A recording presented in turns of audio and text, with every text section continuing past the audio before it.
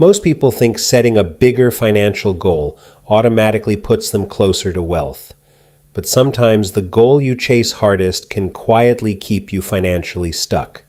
That sounds backwards, especially when every financial lesson tells you to set ambitious goals. So what if the problem isn't that your goal is too small? What if the goal itself is teaching you to make the wrong financial decisions? Consider someone whose entire financial plan revolves around earning a specific amount of money. They get a raise, feel closer, then immediately create a larger version of the same target. The strange part is that their income keeps rising while their feeling of being financially secure never arrives. Before we continue, welcome to Lion Invests. This channel isn't about getting rich overnight. It's about questioning the financial beliefs that shape how we earn, spend, save, invest, and build wealth. Because what sounds true about money isn't always the full story. If you enjoy exploring the hidden psychology and systems behind financial decisions, consider subscribing. Now let's see what this pattern is really revealing. This happens every day, often without anyone realizing what is actually happening. Maybe you've experienced something similar, where reaching the next financial milestone somehow creates another one. What makes this interesting isn't the goal itself, but the invisible pattern underneath it. Because once you understand that pattern, you start seeing it everywhere. The pattern begins with something that sounds completely reasonable: wanting to earn more money. More income can absolutely improve your life, but income alone doesn't determine whether you build wealth. The problem appears when earning more becomes the finish line instead of a tool. Imagine your target is $70,000 a year. You reach it, and suddenly $70,000 doesn't feel impressive anymore. Now the number is $85,000, then $100,000, and eventually something even larger.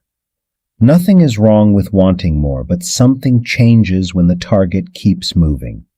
Your brain starts treating your current progress as temporary instead of valuable. Psychologists sometimes describe this through adaptation, where improvements gradually become your new normal. That new normal can make yesterday's financial achievement feel surprisingly ordinary. You may remember how exciting your first major raise felt. Then months later, that same paycheck simply becomes what you expect. This creates a strange financial treadmill where progress happens, but satisfaction keeps moving forward. And that treadmill can influence the decisions you make with every additional dollar. When your goal is simply earning more, lifestyle often expands alongside income. A better paycheck makes a nicer apartment feel reasonable, a newer car feel manageable, and more spending feel deserved. The numbers may still work on paper, but the distance between income and wealth hasn't necessarily changed. This is where lifestyle inflation becomes more than a spending problem. It becomes a psychological response to progress. You earn more, adjust to more, and eventually need even more just to feel ahead. And this is where the financial goal becomes surprisingly powerful. A goal doesn't just tell you where to go. It influences what you consider worth doing along the way. If your goal is simply reaching a higher income, you may prioritize decisions that increase income quickly. That can mean working longer hours, chasing promotions, changing jobs, or constantly searching for the next opportunity. None of those choices are automatically bad. The problem appears when increasing income becomes more important than building financial resilience. Because wealth isn't simply the amount of money entering your life. It's also what remains, what compounds, and what gives you greater control over future choices.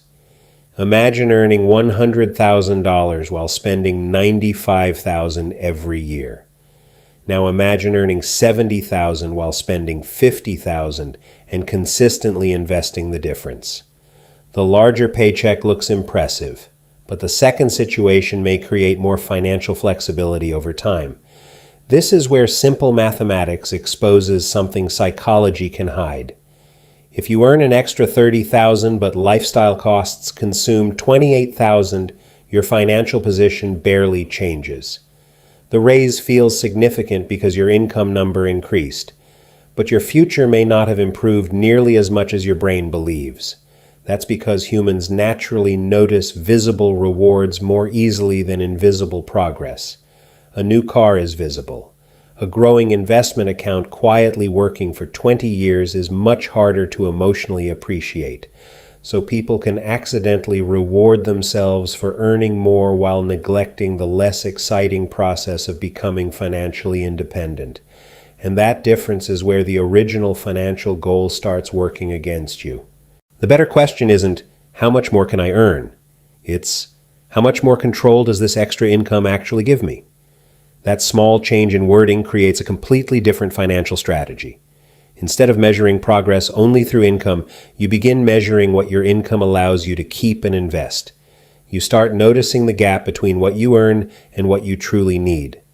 That gap can become savings, investments, debt reduction, or simply greater freedom over your time.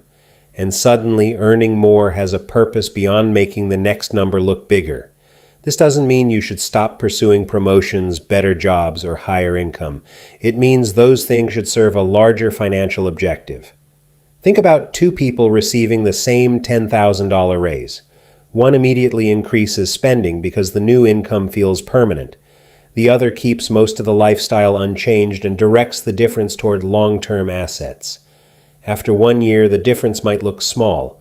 After 10 or 20 years, the difference can become much harder to ignore. This is the power of opportunity cost in everyday financial decisions. Every dollar used today is also a dollar that cannot be used somewhere else. Spending isn't automatically bad, and saving isn't automatically good.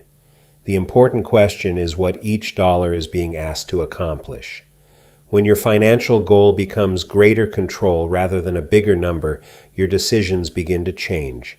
You stop asking whether you're earning enough and start asking whether your money is building enough future freedom.